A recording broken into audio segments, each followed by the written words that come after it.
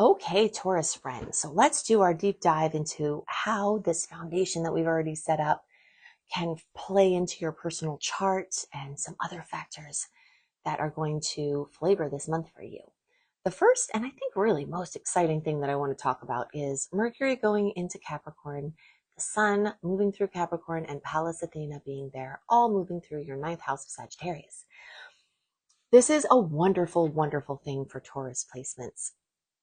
And it sort of started in December. You know, it would be nice if the factors that we could discuss in horoscopes would fit neatly into a calendar month, but they very rarely do. So, you know, the things that we talk about have a carryover. They have an origin before this time. They can pass after this time. But pretty much this is going to be the last month of this very deep focus on Capricorn, making a trine the most favorable aspect in all of astrology for Taurus, full of opportunities, things landing in your lap. The retrograde energy is bringing something back to you that's wonderful. And this is a time for you to do your focused strategic planning. It's been very difficult to apply strategy or planning for that matter in November and December, the second half of November and all of December, really, because of the Mercury retrograde. But now we're out of that. So we don't have to deal with it. So having Mercury and the Sun and Pallas here can give you this heightened mental clarity. Clarity is a good word for the shadow of Mercury passing and the trines coming in and the Capricorn earthy grounded energy, speaking your language.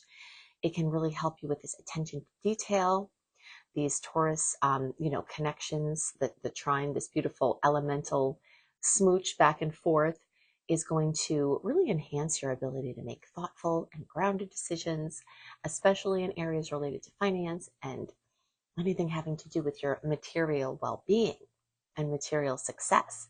Now, we also have to add in the layer of the ascendant energy, because when we run a chart to do a horoscope for Taurus, we're putting the Taurus placements on the ascendant. And this could be very confusing to people who have a different rising sign. Like if you are a Taurus sun or moon and you're not a Taurus rising, you may look at your chart that you're looking at and say, why don't I have these things going on in the ninth house in my chart? And that is because in the chart you're looking at with your natal chart, you know, basically with Taurus as your rising, everything is going to match. But for a Taurus placement that has a different rising sign, this is a different chart. So what we're talking about here is a different layer of truth for you, equally true. But either way, when we're putting Taurus on the ascendant, whether as a solar chart for the sun or a lunar chart for the moon or whatever, Venusian chart if you have a Venus, Taurus Venus, then this brings up the ascendant. And the ascendant is where you shine. It's how you present yourself to the world. It's your physical body. It's that magical interface between the cosmic soup and the all that is, and you're springing into individuation, your individual expression. So all of these planets, Mercury, the Sun, and Pallas, are making this fabulous aspect to that space, to where you shine, to how you show up in the world. So that can bring you this increased productivity, this increased goal achievement. You know, this can illuminate the practical ambitions that you need to align with. You know, this is a harmonizing energy, like playing two notes on a piano that are a certain, percentage apart, that fit the harmonics. And that's what it sounds like. You can almost hear the angels singing with this aspect. So there's this drive to make this tangible progress on your goals.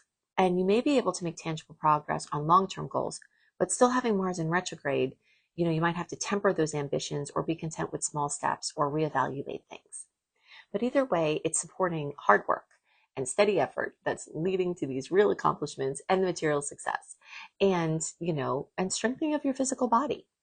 Now, if we bring the ninth house into the storyline, now we've got the optimism and buoyance of Sagittarius. We've got the creative solutions, which is what can happen, the creative practical solutions. So Capricorn structured approach with Taurus's grounded energy and Sagittarius's expansive view can lead to these inventive solutions. The topic of invention is very strong because of all this energy in Aquarius as well. That's a very, Aquarius is a very inventive energy. So this may emphasize this building process, but and stability process, but at the same time bring in this extra surge of surprise of a good idea or something different or an aha moment. All of these energies can strengthen your personal values and your confidence and get you to get more clear on what those things are and how you're aligning with them, with your actions. It can also offer chances for education and study or teaching, immersive travel or cultural immersions, international business opportunities, immigration information could come in with this, with this combination, and it can just bring some optimism, bring some hope to a situation where you might not have felt very hopeful. Okay, so now let's move on to the Aquarian energies here and talk about the angle that they make. We'll take all of this in layers. So the Sun in Aquarius is, all of these placements are highlighting your 10th house, okay? Your 10th house of your public reputation. So the Sun there can illuminate your career and your public reputation. It can highlight these innovative techniques within your work. It can give you this desire to stand out in your professional field or to combine more closely with collaboration with a community or a large organization. It can give you opportunities within a large organization as well if you're trying to get a job there. It can connect you in with social and other networks that can help you to get the job that you want, or to advance, or to achieve something that doesn't have anything to do with your work. It could be a passion project. Your mother-father spectrum of the 4th, 10th house is very much highlighted here. You as a parent, your parents, your relationship there can definitely come up. And while there's this boom at the beginning of the month, of tension, that, as I discussed earlier, can help you to crack out of this limitation.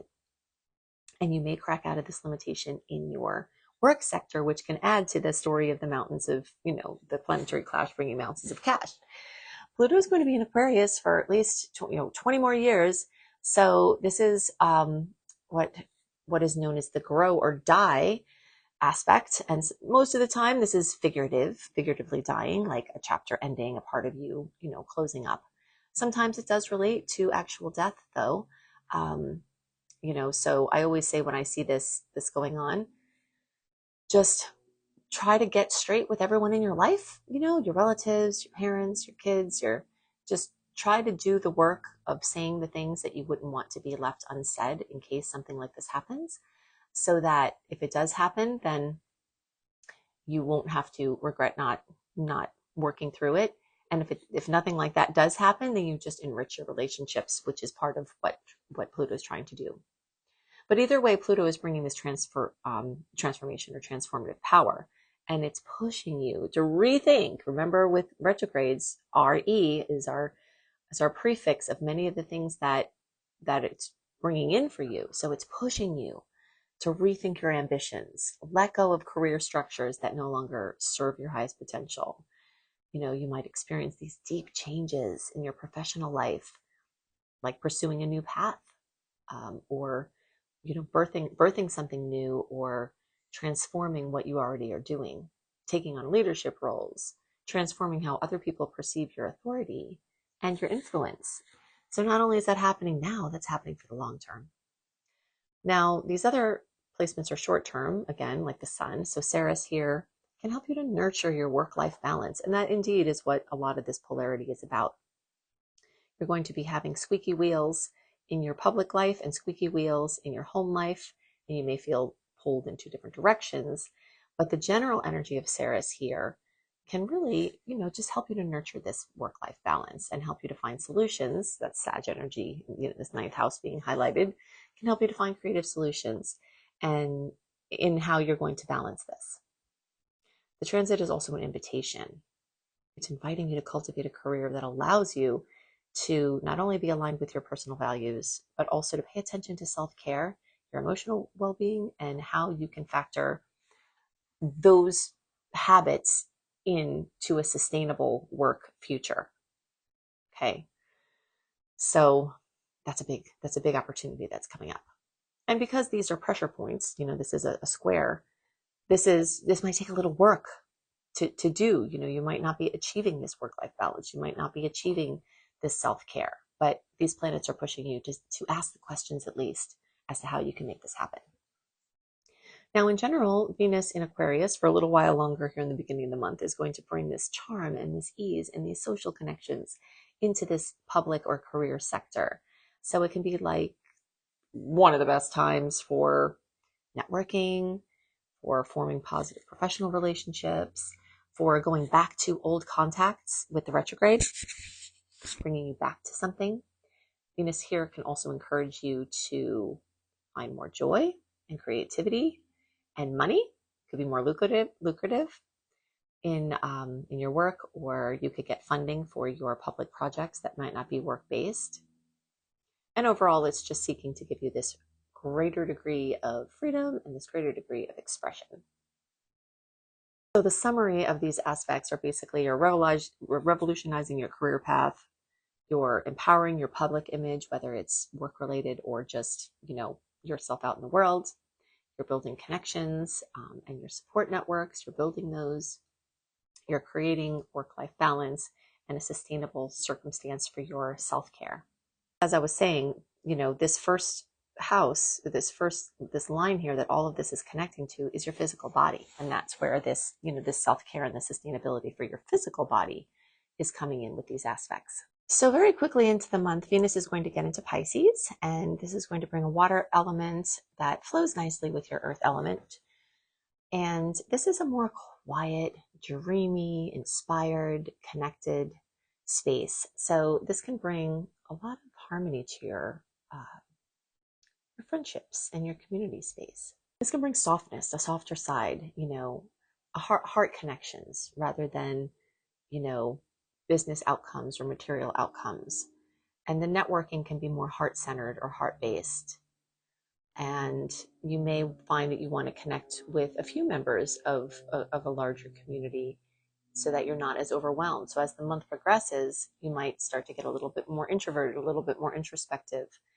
And you may be able to make some key, because Venus does rule money and finances. You may be able to make some key connections where you kind of hone in on, instead of being at a luncheon with 50 people, now you're having lunch with somebody that you met at a networking thing, and you're kind of really drilling down into how you can support each other. And this also rules romance and dating. So, social connections may lead you to some opportunities there. And in general, just this heightened capacity for generosity, compassion, which can really help you to see other people's side of a story or a situation and help them to see yours as well. So the key benefits for this whole transit of Venus moving through Pisces, through your 11th house, has to do with creating supportive communities, heart-connected communities, achieving these idealistic goals, that are lofty but heartfelt, and in general, just enjoying these harmonious group dynamics. Okay, so now let's talk about Mars going back into Cancer. So when it moves through Leo, it's actually in the house of Cancer for Taurus. So even when it was in Leo, it was still highlighting your home and family. You're not getting out of that this whole long transit. Then when it retrogrades back into Cancer, it leaves the house of Cancer, but it's in the sign of Cancer. So you're still perpetuating this focus on home and family and real estate and housing, and going back to things, rethinking things, reconsidering things, trying things, experimenting with things. And then Mars will start to highlight this third house, which is the house of Gemini, which is communication. And this might bring you to reassess your communication style. It can bring up unresolved frustrations or miscommunications, especially with these family members that are close to you or in close proximity. The third house rules proximity. It could be something flaring back up with your neighbors. It can have something to do with reconnecting with your local community or your siblings or your cousins or, other relatives like that. It can cause you to reevaluate your mental and learning habits. So basically your thinking process, your learning process. It can give you like an encouragement to have a review of how you approach learning and how you approach information processing and mental tasks. So in the sign of Cancer, you might find yourself revisiting these old interests that have to do with your childhood or places you lived before. And it can also bring up things like writing or speaking, mindful communication, things like that. So the key opportunities that are going to come to Taurus for this transit is improving your communication with your loved ones, reflecting on your personal growth through learning, possibly going back to study something you were interested in before, or finally studying something you've been trying to get to, and building these, emotional connections and your emotional resilience. Along the lines of the energy of Cancer, we also have that full moon in Cancer. The days around January 13th, so fullness, completion, fruition, possibly drama, also coming to that space for elucidation.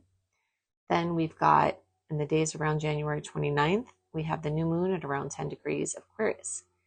So a time for making wishes and intentions for rebuilding your relationship with technology and your community connections. If you want to learn astrology, go to beastropro.com, beastropro.com, and see my very comprehensive astrology mastery certification course that can take you from wherever you're at with astrology and teach you how to earn money from your love of the stars.